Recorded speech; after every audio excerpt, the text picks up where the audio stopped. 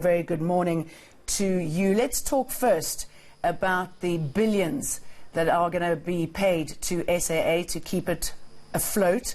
And that's just now. You know, we're talking about billions more in losses for the next 5 years. It's very sad, tragic and regrettable indeed, and thank you for having me, because we have always maintained that of the 740 odd state-owned enterprises and state-owned companies, the ones that are not able to wash their face, the ones that are not viable, I think they should be left to go bankrupt. We have actually now spent more than 20 billion South African rands in just bailing out South African Airways. This almost 97-year-old entity, South African Express Airways, is also in business rescue. But also Comair, a company that for the first time in the history of this country and since inception is now also under administration.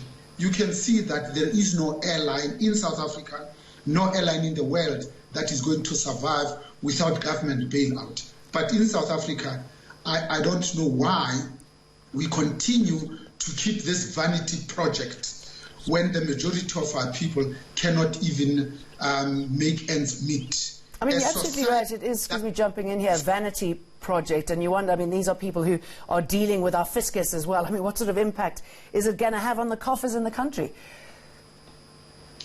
So first of all, we know that there's 18 million people who are on social security, only 16 million that are gainfully employed.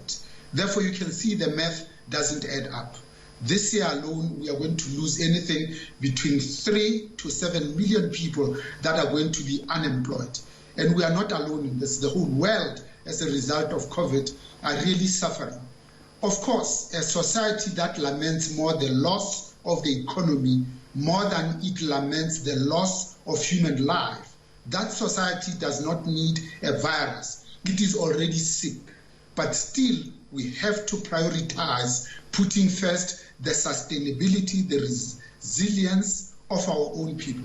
Thank you. Okay. Will it help moving to level 3, this sort of smart lockdown, advanced lockdown issue will release smaller businesses?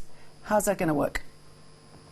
I think the notion has always been, let's go on national lockdown to ensure that we ready ourselves, we prepare ourselves, that we've got hospitals, we've got ventilators, we've got PPE equipment. We have done that for the first 35 days. Today we are probably on day number 82. Of course we should be ready. The convention centers, the stadiums have now been prepared as emergency hospitals. Now what needs to be done is to balance on the one hand the saving of lives as well as the preservation of livelihoods.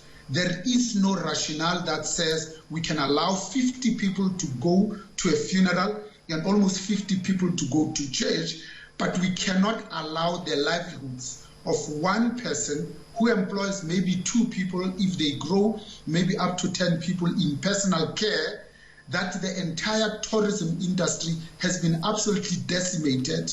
This contributes about 9% to the GDP of this country, the casinos, the hotels, the lodges, etc. They are still closed, and yet there is no scientific reason why, with proper adherence to health protocols, that you cannot have people traveling for business and staying over at a hotel, that you cannot have somebody put a mask and indeed a face shield whilst they're doing your hair, that you cannot maintain a good social distance when somebody is doing your nails and indeed your feet. So we welcome very much, I think, the consideration with the advice of the National Command Council, the Medical Advisory Committee, to say with absolute singularity of purpose, with an absolute observance and adherence to good hygiene, there's no reason why this economy cannot be kickstarted,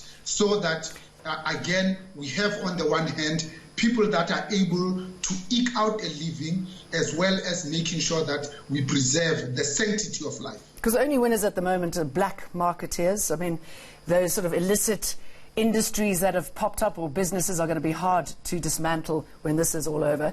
I guess what you're saying is that the longer this lockdown lasts with those ridiculous rules against hairdressers, the longer it'll take to recover economically. In fact, if you think about it, I think we are going to lose 10 times more people as a result of the devastation of the economy than by the virus itself. The figures are really staggering.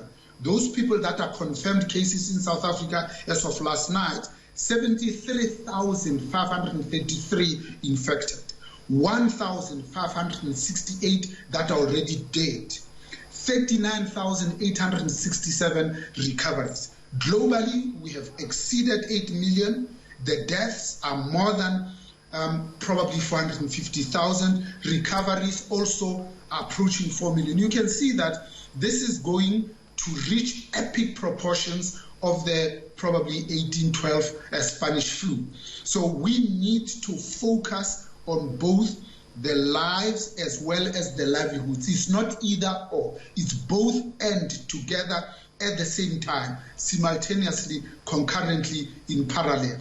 The loss of taxes just in illicit cigarettes and in alcohol sales, we know that it's in the excess of almost 7 billion that has already been lost to the fiscus. The South African Revenue Services has actually confirmed that the deficit is 250 billion rands, and we know we collect almost 1.4 trillion South African rands, and if we are not really careful, that deficit is going to increase purely and simply. We are not being very strategic, very deliberate, very purposeful about how we are approaching, balancing these two things. When we talk about the notion of social distancing, of self-quarantine and washing our hands probably for more than 20 seconds, we forget that what this virus has done is to show the stark inequalities, because grotesque wealth and obscene wealth on the one hand, and self-perpetuating vicious cycle of abject poverty on the other. How do you practice social distancing when you live in Soweto, almost 3.5 million people, 4-roomed houses, 5 people, only 2-bedroom houses? How do you do that? Yeah, how it's do impossible. How do you look at surviving in Alexander, where the majority of our people are in informal settlements? Bonang, we're going to have to leave it there. Good to talk to you. Thank you.